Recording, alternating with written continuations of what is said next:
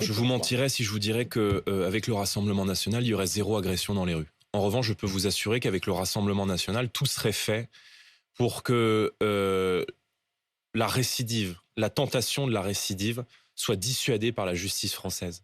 Il y a une agression gratuite toutes les 44 secondes dans notre pays. Et ces faits, comme a pu le subir Jean, ne sont pas des faits isolés, ce ne sont pas des faits divers, ce sont des faits de société et même des faits de civilisation, parce qu'une grande partie de cette violence est importée sur notre sol. La quasi-totalité de cette délinquance de rue, de ces faits de délinquance et de criminalité est liée directement à notre politique d'immigration. Je veux bien qu'on tourne autour du pot pendant des mois et des années et des années. Oui, ils sont... oui. Ils vivaient avec leur mère. D'accord. Issus aussi de l'immigration.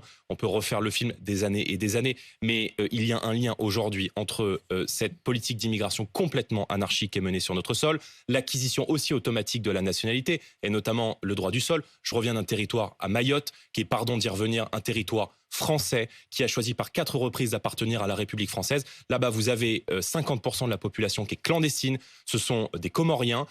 Et on voit tous les jours des gangs se balader avec des machettes, agresser les Français dans les rues, couper les mains des enfants dans les bus scolaires sans que personne ne s'en indigne. Mais je vois pas le rapport entre ce qui s'est passé dans la cave de Bezons et ce qui se passe à Mayotte. Et parce que c'était exactement la même violence qui s'exprime.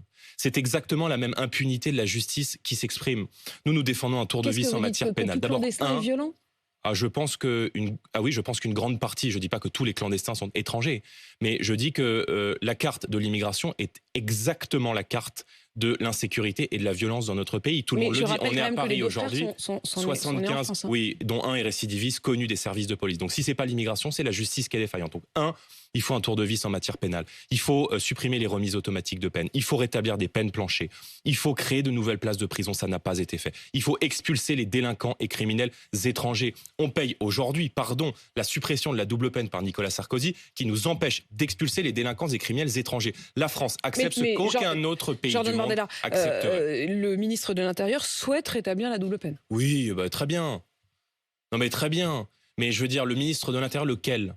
Parce que lequel ça veut dire que le lundi, il nous explique qu'il n'y a pas de lien entre l'immigration et l'insécurité.